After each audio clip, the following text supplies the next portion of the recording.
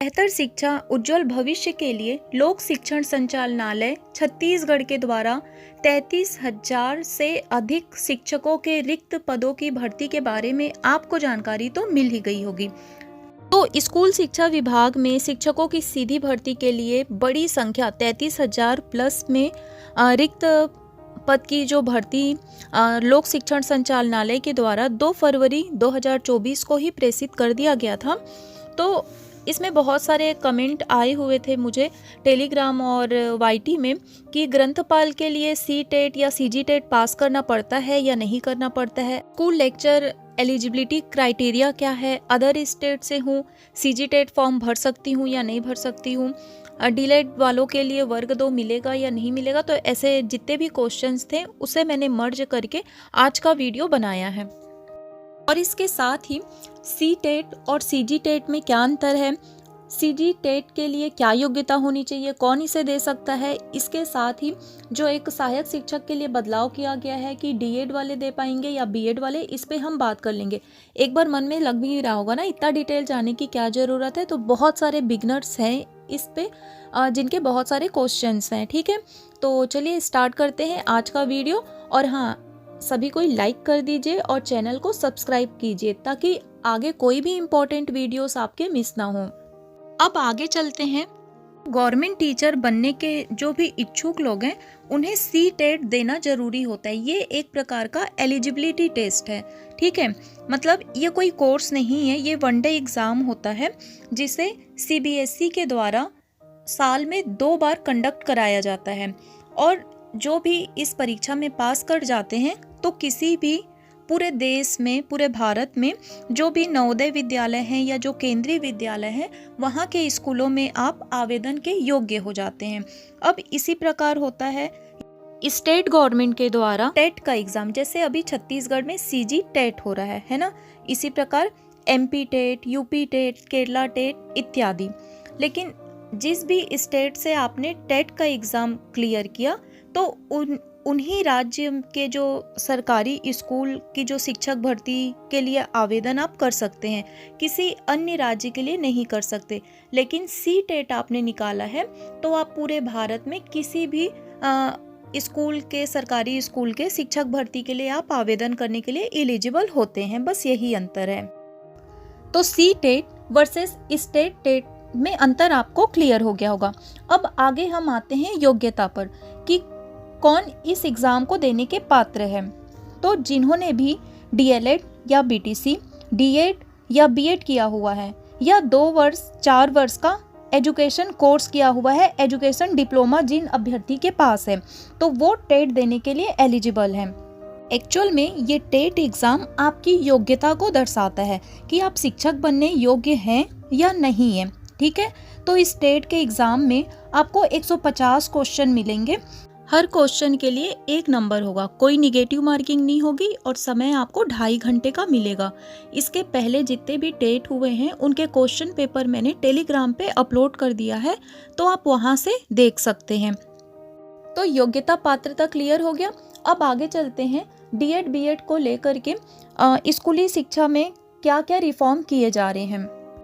हालांकि बीएड के संदर्भ में सुप्रीम कोर्ट ने अहम फैसला पहले ही दे दिया था। ये झारखंड और बिहार के कुछ लोगों ने सुप्रीम कोर्ट में केस दर्ज किया था कि जो प्राइमरी टीचर यानी कि सहायक शिक्षक बनने का अवसर बीएड वालों को नहीं देना चाहिए। तभी निर्णय दिया सुप्रीम कोर्ट ने, ये माना कि बीएड वालों को प्राइमरी स्कूल के बच्चों को पढ़ाने की ट्रेनिंग तो दी नहीं जाती है, लिहाजा प्राइमरी स्कूल में उनकी भर्ती फिर नहीं होनी चाहिए। तो देश के कई राज्यों में इसे अपने प्रदेश में लागू कर लिया था, लेकिन छत्तीसगढ़ ने लागू नहीं किया था। अब कांग्रेस सरकार के बाद अब आ गई है भाजपा की सरकार, तो शिक्षा मंत्री ने यहाँ पे सहायक शिक्षक की भर्ती के लिए बीएड वालों को अप्लाई अब वो नहीं कर पाएंगे। यहाँ पे सुप्रीम कोर्ट का आदेश जो है वो लागू किया जा रहा है। इसके अलावा पिछली सरकार ने विषय की बाध्यता समाप्त कर दी थी, यानी कि जो आर्ट्स और कॉमर्स वाले हैं वो मिडिल स्कूल के बच्चों को मैथ्स और साइंस पढ़ा रहे थे। तो वर्तमान में फिर से नई सरकार ने इस विषय बाध्यता को फिर से प्रभावशील करने जा रही है। अगला बदलाव है पासिंग मार्क को लेकर। कांग्रेस सरकार ने शिक्षक भर्ती में 50% को कम करके 45% कर दिया था, लेकिन नेशनल नॉर्म के अनुसार शिक्षक भर्ती पासिंग मार्क 50% होना चाहिए। और स्कूली शिक्षा विभाग में पिछली सरकार का ये जो फैसला था 45%, उसको फिर से चेंज किया जा रहा है और 50% किया जा रहा है। वे सभी बच्चे नाखुश हैं जिनके 50% से कम मार्क्स हैं, लेकिन ये नेशनल नॉर्म्स के अकॉर्डिंग है, तो शायद ही ये चीजें लागू हो, हालांकि मांग की जा रही है। तो फ्रेंड्स, इन तीनों विषयों पे सारा डिटेल मैंने आप लोगों को बता दिया। अब आ जाते हैं आप लोगों के क्वेश्चंस पे। स्कूल लेक्चर एलिजिबिलिटी क्राइटेरिया, तो ये मैंने आप लोगों को बता दिया, लेकिन हाँ, जिन लोगों ने डीएलएड, डीएड या बीएड नहीं किया है तो वो टेट तो दे नहीं सकते। लेकिन आप लोगों के लिए एक अच्छी चीज़ ये है कि आप सहायक शिक्षक प्रयोगशाला बन सकते हैं, ये एग्ज़ाम आप दे सकते हैं, बट 12th में आपका साइंस होना चाहिए। तो जो भी बच्चा जो है वो साइंस वाले हैं, 12th पास है, तो वो सहायक शिक्षक प्रयोगशाला बन सकते हैं। अगला क्वेश्चन है, ग्रंथपाल के लिए सीजी टेट करना पड़ता है या नहीं? तो ये जो ग्रंथपाल है या पीटीआई है, ये नॉन टीचिंग पोस्ट है, तो यहाँ पे सी टेट की कोई आवश्यकता नहीं है। क्वेश्चन था, अदर स्टेट वाले फॉर्म फिल कर सकते हैं या नहीं? तो बिल्कुल कर सकते हैं, बस आप एलिजिबिलिटी क्राइटेरिया फुलफिल कर रहे हो। नेक्स्ट क्वेश्चन था, डीएड बीएड बिना सीजी टेट फॉर्म भर सकते हैं या नहीं? तो ये भी मैंने अभी बता दिया। आप लोगों को सहायक शिक्षक प्रयोगशाला पे आप फॉर्म फिल कर सकते हैं, वो बन सकते हैं ना, क्योंकि डीएड बीएड जब है ही नहीं तो सीजी टेट देने का क्या मतलब होगा? कोई नहीं। तो गाइस, आप लोगों के क्वेश्चंस के आंसर देने का प्रयास मैंने किया है। आई होप आप लोगों को क्लियर हो गया होगा। तो 7 मार्च से 7 अप्रैल तक एग्ज़ाम फिलिंग डेट है आप लोगों की, और एग्ज़ाम आप लोगों का 21 जुलाई को है, ये तो आप लोगों को पता ही है ना। अब यही कहूँगी, प्रिपरेशन स्टार्ट कर दीजिए, क्योंकि कंपटीशन बहुत बढ़ चुका है और समय कम है। आपके 150 क्वेश्चन ना तो पूरे इजी होंगे, ना ही टफ होंगे और ना ही मॉडरेट होंगे।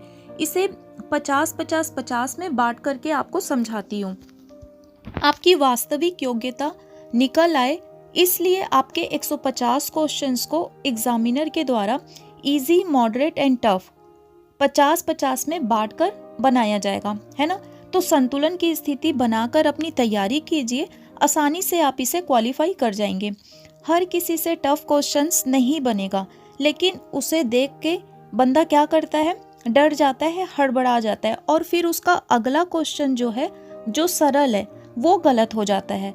तो पेशेंस बनाए रखें, बार बार 4 पुस्तक नहीं, केवल एक अच्छी ऑथेंटिक बुक जो है उसे स्टडी कीजिए, उसे बार बार रिवीजन कीजिए और क्वेश्चन सॉल्व कीजिए।